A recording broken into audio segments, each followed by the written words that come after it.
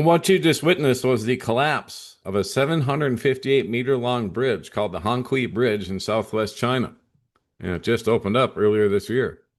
Everyone, Johnny here, Don't Speak News. We'll just get into it like we always do. We'll go over here to Reuters, where they talk about this bridge partially collapses in southwest China months after opening.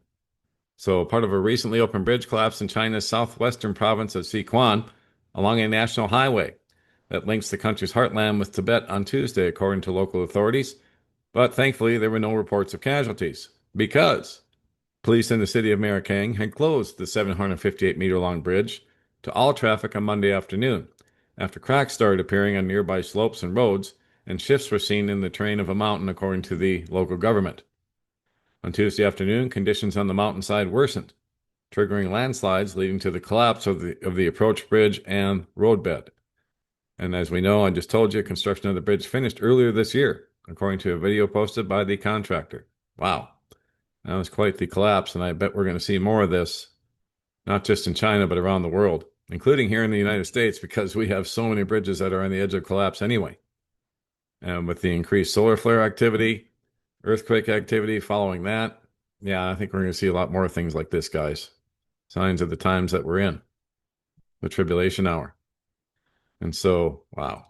Now we'll move on to the next story at hand that I put up this morning on don'tspeaknews.com. The FSB, or the Russian version of the FBI, well, they just foiled what could have been a false flag provocation for the ages, they're saying. So here we go. This was sent to me by Andrew Corbico from his Substack this morning. He asked me to reprint it, and after I read it, I'm like, yeah, I think the folks need to know about this. So they were trying to corrupt a MiG-31 pilot armed with Kinzhal hypersonic missiles into defecting, only to then shoot him down what'll be NATO's largest, near what will be largest NATO base in Europe. And that, of course, would risk sparking World War III, which I believe we're already in. You know, it's just the rest of the world doesn't know it yet. But I guarantee you the Russians and Ukrainians do. So now Russia's Federal Security Service, or the FSB, accused Ukraine and the UK of plotting a spectacular false flag provocation that could have led to war with NATO. According to them, they sought to corrupt a MiG-31 fighter jet pilot armed with Kinzhal hypersonic missiles into defecting. But then he'd be shot down near Romania's seaside city of Constanta. Importantly, NATO's largest airbase in Europe is being built nearby, so the incident could have resulted in an unprecedented exchange of hostilities. So this revelation follows Russia's Foreign Intelligence Service, or the SVR, warning that false flag provocations were being cooked up in the Baltic and Poland, the purpose of which would be to prompt an escalation of tensions with NATO that the orchestrators expect will end with Russian strategic concessions.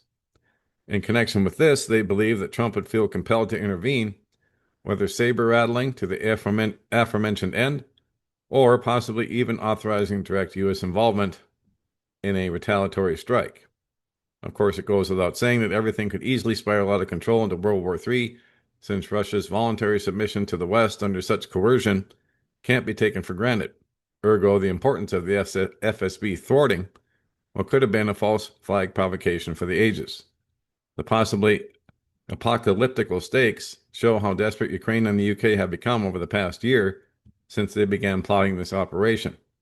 The situation wasn't even as bad for Ukraine back then as it is now. Indeed. And so I'll let you read the rest on your own. I think you get the idea that the FSB just thwarted a plot that, yeah, very well could have spiraled into a nuclear exchange of some kind, a direct confrontation between NATO, the US, and Russia. So, wow, it's just amazing how close to the edge we sit every single day, guys.